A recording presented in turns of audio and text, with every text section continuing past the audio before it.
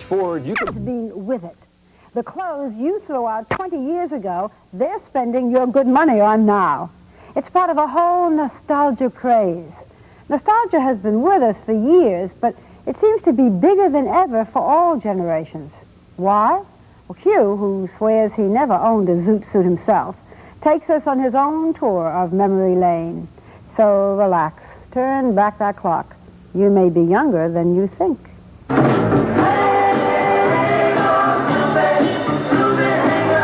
If you can name the rhyme, you'll know the time. One clue, peace symbols hang from the ceiling. Another, psychedelic slogans on the walls. A third, do you remember go-go dancers? Yep, it's the 60s, but now they're being relived in 1986 every night in this popular club in Cambridge, Massachusetts. And so we're going back and getting what we missed out on when we were younger, that we weren't able to appreciate when we were young. It's like reliving a generation that we missed. It is, really. Definitely a turn on, I would say. If the 60s are back, other throwbacks to the recent past are equally chic. The Hepburn look keeps the 40s in vogue.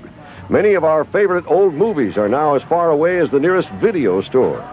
And new movies like Back to the Future are Hollywood's way of cashing in on nostalgia.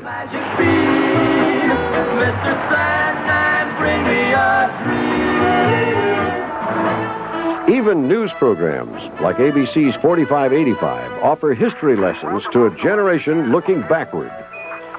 Why are we so obsessed with the recent past? What's powering today's nostalgia boom?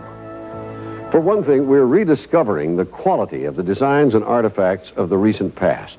Here at the Whitney Museum in New York, some of these objects are on display, along with distinctive artwork. These objects are more than mere curiosities. They're once again becoming a part of our daily lives. You can see it in clothes, in furniture, throughout the popular culture. And the remarkable thing is, you didn't have to have lived through those times to want to be a part of it. Until recently, newsreels amused us with the fashions of the past, but not anymore. Welcome to the fast-selling racks of reminiscence. Some of it is vintage clothing, some recent remakes. Suddenly an old look is a new look. And this man, New York designer Stuart Richer, has become, well, a whole lot richer. Starting with one small store, his fashion line is now in major department stores as far away as Japan. These Japanese teenagers have made a fetish of American 50s culture for years. Now America's teenagers are catching up. We became really popular in Japan about 6 years ago. Of course, it's an American idea, American stuff. It goes out there, and then it comes right back here. The 60s are also in, like here on Hollywood's trendy Melrose Avenue, a monument to the commercialization of memory. Probably half the stores on Melrose are dealing with nostalgia, one way or another, if it's in furniture or serious fashion. The 60s movement is really big. The 50s movement is really big. If your tastes are less contemporary, how about something more like 40s zoot suits? Designer Diane Brill is creating her own fusion of the past and the present. It's time to celebrate, to show some opulence, and to buy that suit, to be that man, to be that image. This striking 26-year-old designer says her own image, even her own physique, is based on an image, too, lifted from a 50s movie. My favorite movie, I think, of all times is The Girl Can't Help It. Jane Mansfield, I mean, she was incredible. Many of the sex symbols of that time remain objects of nostalgic interest, but there was also an innocence, an awkwardness about sex then, which many do not recall. On our way home, we stopped and parked, and then things seemed to happen. Suddenly, I realized what we were about to do. I asked Jeff to take me home. This generation is about to be exposed to all those adolescent anxieties once again when a new movie based on old film clips is finished. It's called Heavy Petting.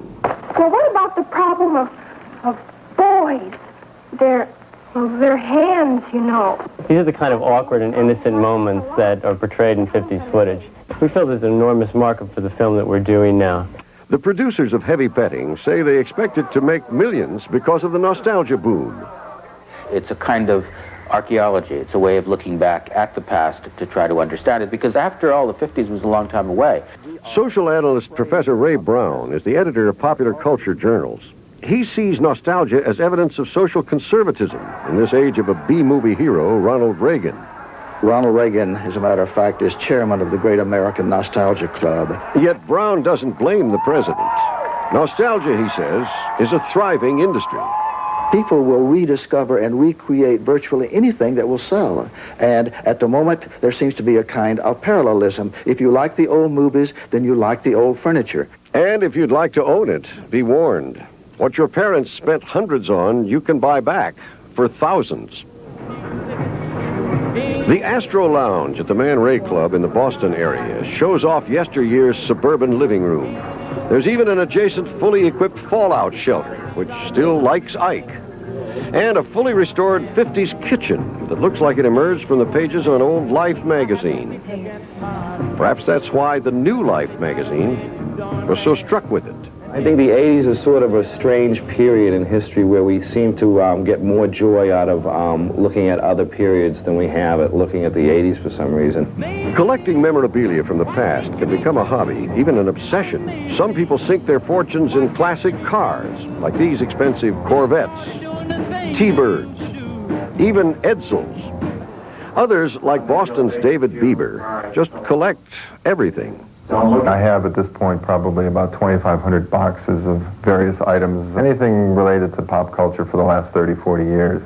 Bieber showed us some of his many mementos, including the catalogs that keep collectors informed of the rising prices of nostalgia on everything from comic books to baseball cards to, more commonly, our musical memories.